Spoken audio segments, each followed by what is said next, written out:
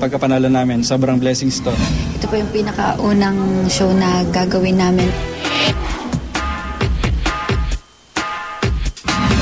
After the highly successful youth-oriented series of the 90s, TGIS and tween-oriented series of recent years, Real Love presents Tween Hearts comes a new show for this generation.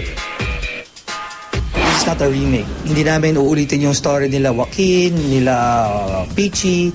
This is 17 years after. May mga anak na sila. Yung anak nila ngayon, yung stories, ang mga stories ng mga anak nila ang gagawin namin. Ang Tween Hearts kasi, ang age range nila was tweens nga, pre-tweens. No? Ito, they're older. They're 16 on above. It's not a repeat of any show that's been done lately by GMA. This brand new show is called Teen Gen, featuring Protege Season 2 battle champs Jerry Gonzalez and Thea Tolentino. Ito ang unang pagkakataon magbibida ang dalawa sa isang programa bilang bahagi ng kanilang prestigious prize package matapos maideklarang battle champs ng Protege. After ng pagkapanalo namin, sobrang blessings to. Kasi we've been waiting talaga dito. Ito po yung pinakaunang show na gagawin namin and talagang matcha-challenge kami kasi ako, opposite ng personality ko yung magiging role ko.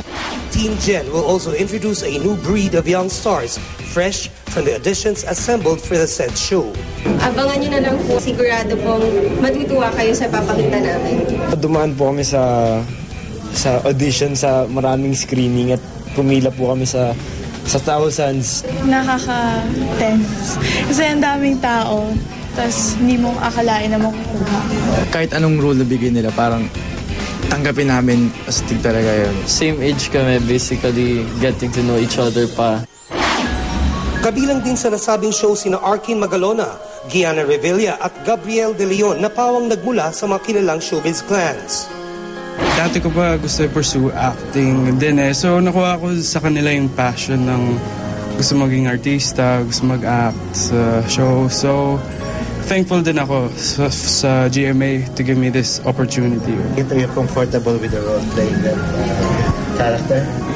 Yeah, I'm pretty comfortable with it na kasi parang ako na rin yun eh. I want to be known rin as a star. Sana. And yon, parang hindi lang ako tingin na umaasa. Ganon. Sa kanila, yeah. Priority pa rin ang pag-aaral. Pero dapat bigyan niya rin ng pansin yung craft na ito.